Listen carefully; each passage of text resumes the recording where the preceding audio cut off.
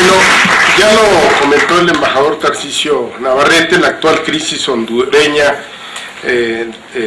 fue detonada por esta iniciativa del presidente Zelaya, que buscaba realizar una encuesta no vinculante, por lo menos así lo señalaba el 28 de junio, en la que la ciudadanía se pronunciaría sobre la instalación de esa cuarta urna en las elecciones generales que se llevarán a cabo el 29 de noviembre y en la que se votaría por una Asamblea Nacional Constituyente. Además de los datos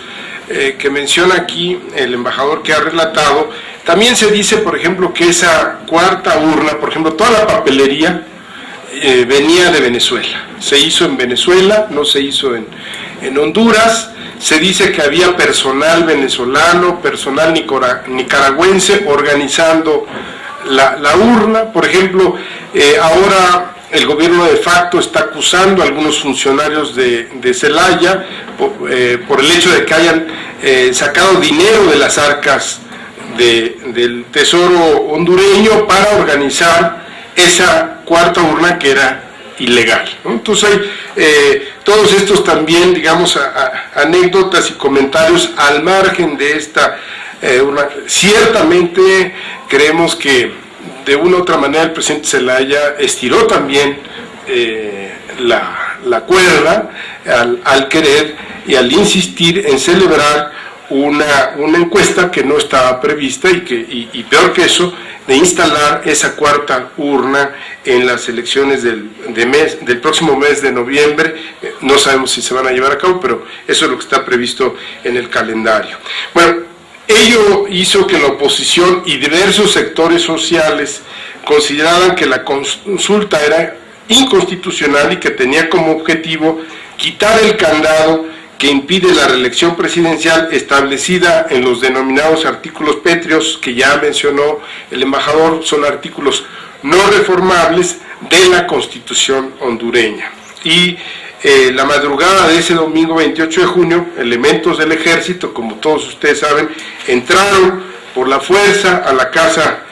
presidencial, detuvieron al presidente Zelaya y después de algunas horas de incertidumbre fue llevado contra su voluntad en un avión privado a Costa Rica. El mismo domingo 28 de junio el Congreso hondureño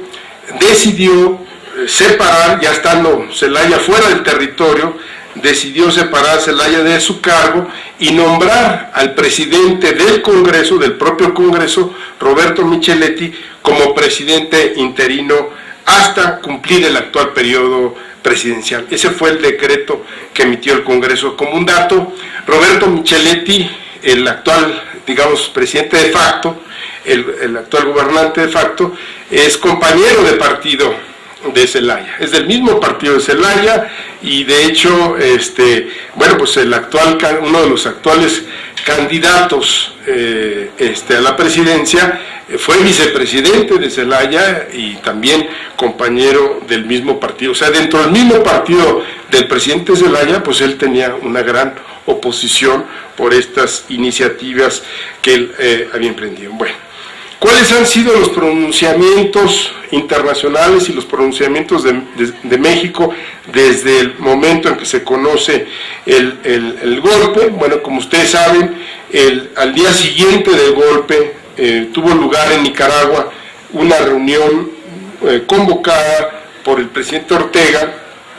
del ALBA, de los países del ALBA, de los países del SICA, del Sistema Interamericano,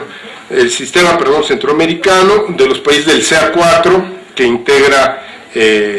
fundamentalmente Guatemala, Honduras, El Salvador, Nicaragua, y también se le pidió a México,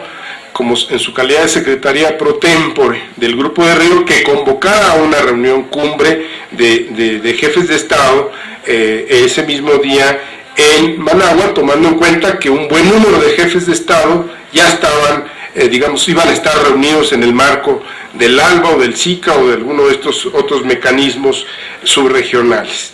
Y esta reunión fue convocada a través de México, que como ustedes saben, México ocupa esta secretaría pro tempore del Grupo de Río durante 2 años y concluirá su mandato el próximo año en una cumbre que se vaya a llevar a cabo aquí muy probablemente en la Ciudad de México en febrero del próximo año. Pero bueno, regresando, en la reunión del ALBA, los presidentes de ese mecanismo anunciaron el retiro de sus embajadores en Tegucigalpa. También en la reunión del Grupo de Río, México anunció ahí también el retiro de su propio embajador, igual que lo hicieron otros países como Brasil, por ejemplo, en rechazo al golpe de Estado ocurrido en Honduras. Adicionalmente, los países del C4, que son los países vecinos de Honduras, adoptaron una medida que fue solo por 48 horas, que fue el cierre del comercio, el cierre de las fronteras de un país hacia otro, tratando también con esta medida de presionar al gobierno de facto. Esa medida fue levantada después de los 48 horas, entre otras cosas, porque se dieron cuenta que el cerrar las fronteras no solo afectaba a Honduras, sino también afectaba a los propios países por donde pasa todo el comercio intrarregional, ¿no? Entonces, desafortunadamente esa medida se suspendió y actualmente pues sigue el comercio entre los países de la región. Por su parte, la OEA,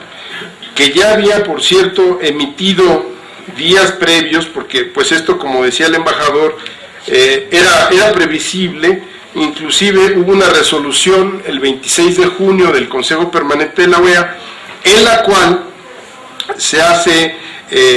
un llamado a todos los actores políticos y sociales de Honduras para que sus acciones se enmarquen en el respeto al Estado de Derecho a fin de evitar la ruptura del orden constitucional y de la paz social que pudiese afectar la convivencia entre los hondureños. Es decir, ya se preveía esta situación, por ahí, entre otras cosas, por eso se aprueba esta resolución desde el día 26 en el Consejo Permanente, y además se instruyó al secretario general de la OEA a que constituyera con carácter urgente